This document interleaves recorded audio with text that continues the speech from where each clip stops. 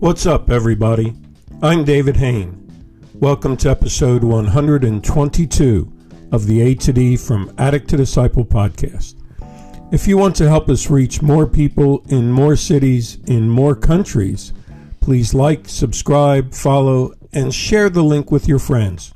Or click on the support link in this episode's description. Your donation of any amount could change a life. If you'd like to get our curriculum, you can get the paperback or ebook of From Ashes to Destiny on Amazon. When we come back, we'll get into this episode entitled Walking on Eggshells.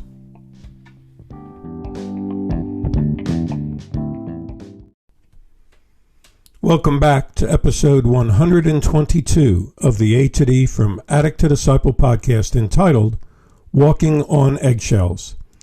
Let me start out by saying that this episode was a tough one for me because I'm talking about those times when an addict in recovery feels like they're always walking on eggshells if they're still living at home with their spouse or with their partner and trust has been broken, and how do they restore what they feel was lost. So I'm going to try to be presenting both sides, the spouse and the addict in recovery.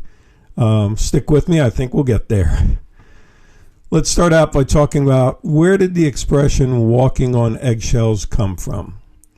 Well, this expression, walking on eggshells, originates from the early 1800s. And in those times, people would collect eggs from the hen houses, taking care not to walk on any broken eggshells that might disturb the birds. And as I work with many guys in recovery, this is how they feel when they're still with their spouse or partner, but afraid to do anything or say anything that might disturb them. This feeling of walking on eggshells is heightened when your spouse becomes your accountability partner in recovery. And we need to remember that our partner or our spouse was the one who's been wounded most deeply by the actions that we took in our addiction. And so I really want to ask the question right up front, is it wise to have your loved one as your accountability partner if they will feel like the victim every time you have a slip or relapse because they were the one wounded the most in your addictive actions? Whew, that's a deep one. Well, what does it feel like? What's the household look like when you're walking around on eggshells? I'd like to pick a few ideas from Elizabeth Plumtree, who wrote What to Do If You Feel Like You're Walking on Eggshells in Your Relationship. Just going to point out 4 signs that she lists of what this looks like.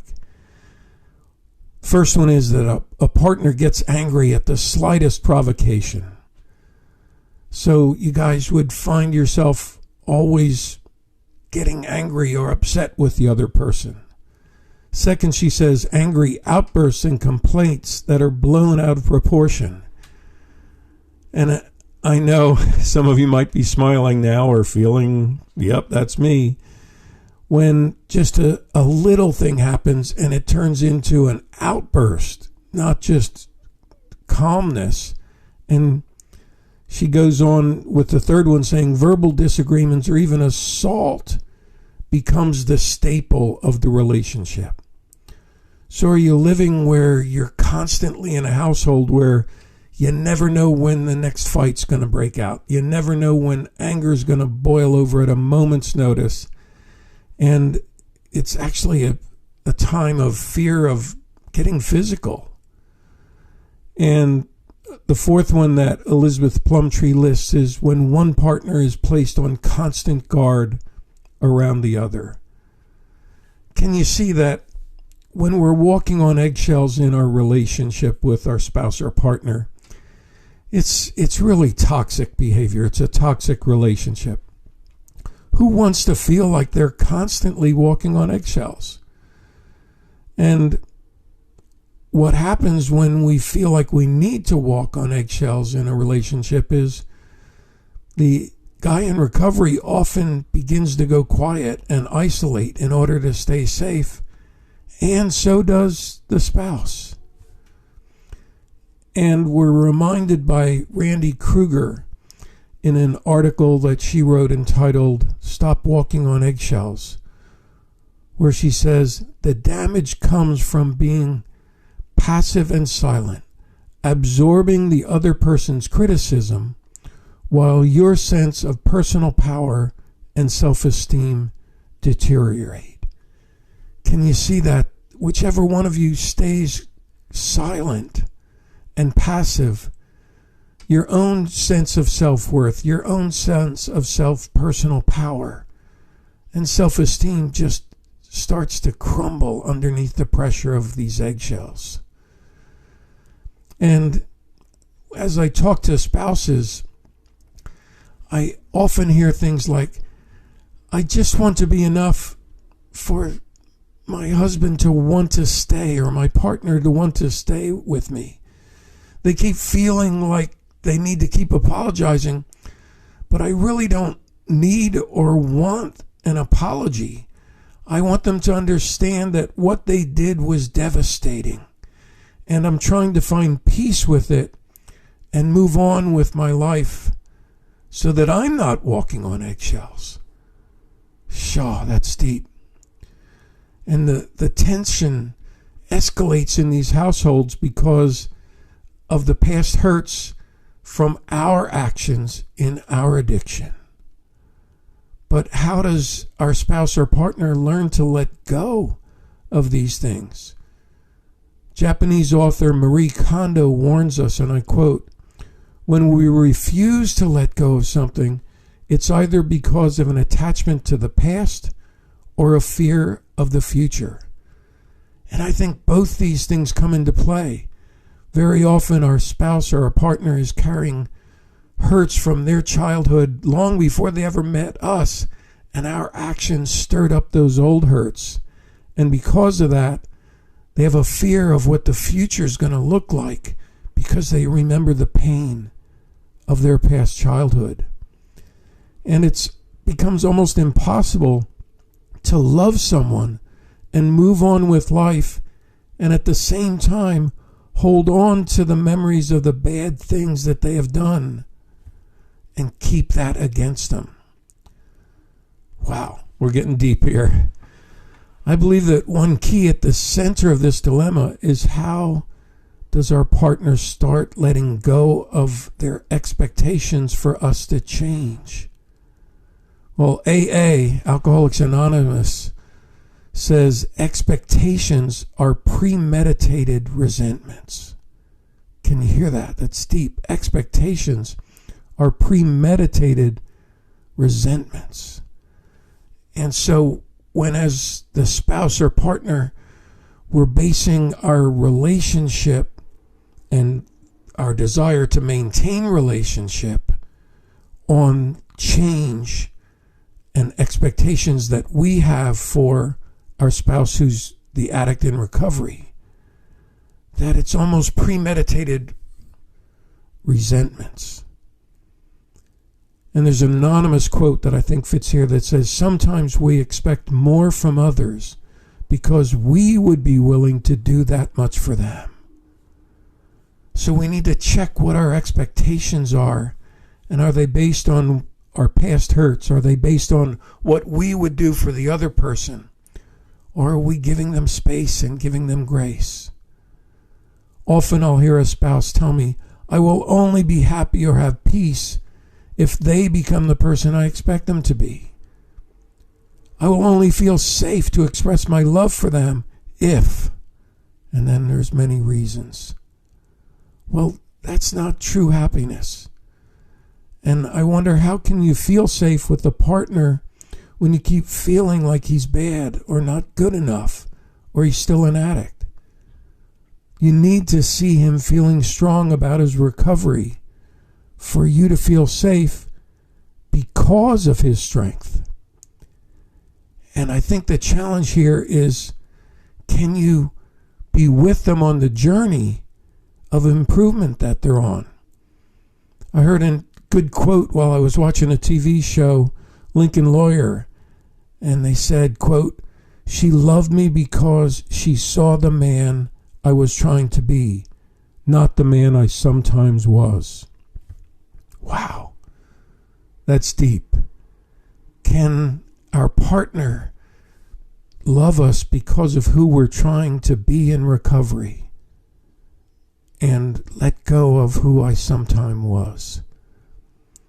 Well, how can you be your partner's accountability partner if they feel like you keep stirring up the mud?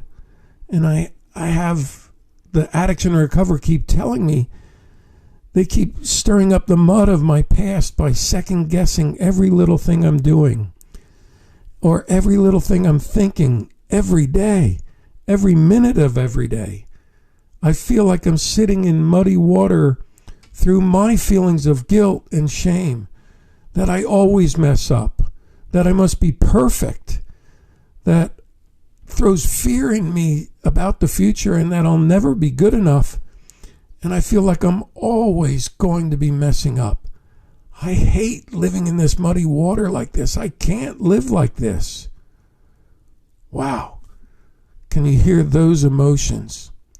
How do we balance all of this stuff when we understand that, especially early in recovery, and early meaning the first couple of years, cravings are still normal, but cravings do not equal relapse, and does not mean that a relapse will happen.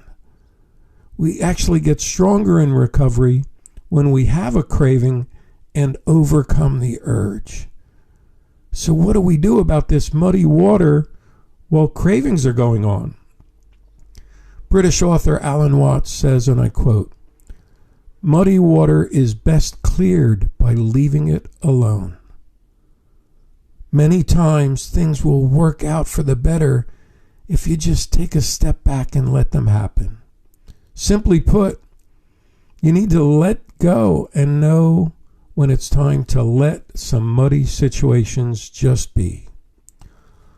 Lao Tzu, the Chinese philosopher, wrote, and I quote, "Who can make the muddy water clear? Let it be still, and it will gradually become clear. Who can secure the condition of rest? Let movement go on, and the condition of rest will gradually arise." Shaw, do you have the patience to actually let the mud settle and realize that the water will become clear and that rest and peace will come again?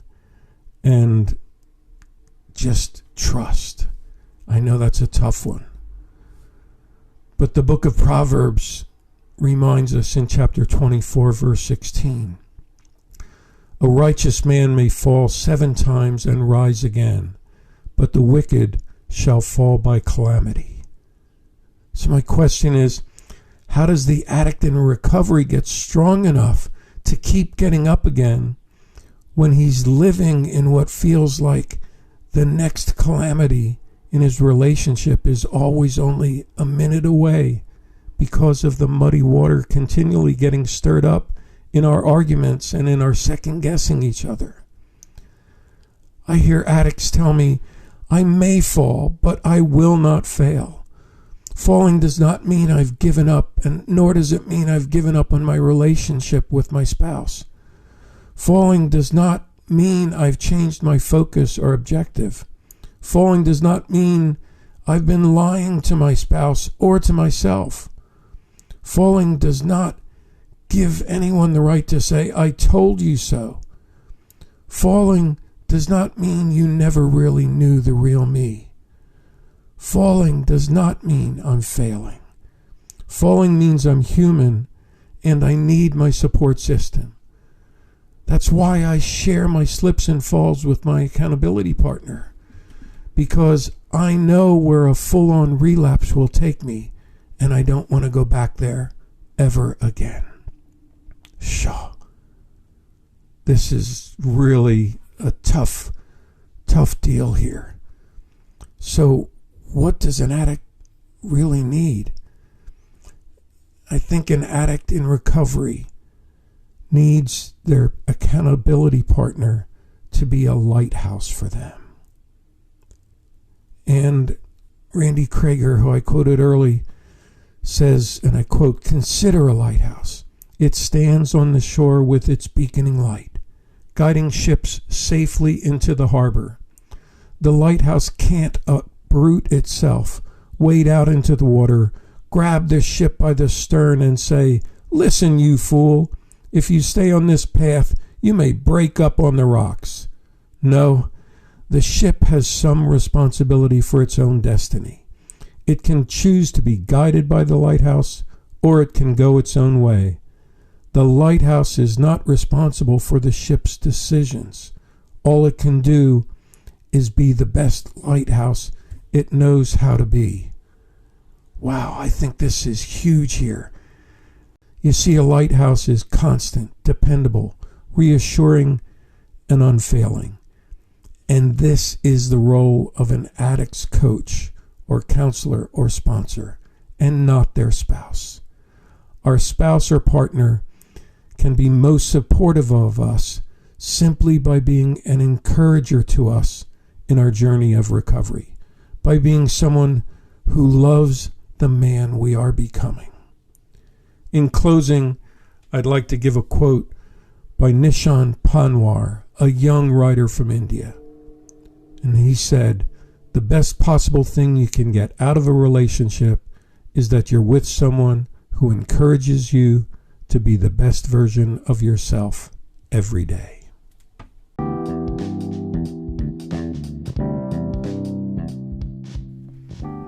Thanks for listening to this episode of the A to D from Addict to Disciple podcast. If you would like to join an online group or get one-on-one counseling to help you deal with this topic today of walking on eggshells, whether you're the addict in recovery or their spouse or partner, please message me on the link in this podcast or by email at davidfromatod@gmail.com.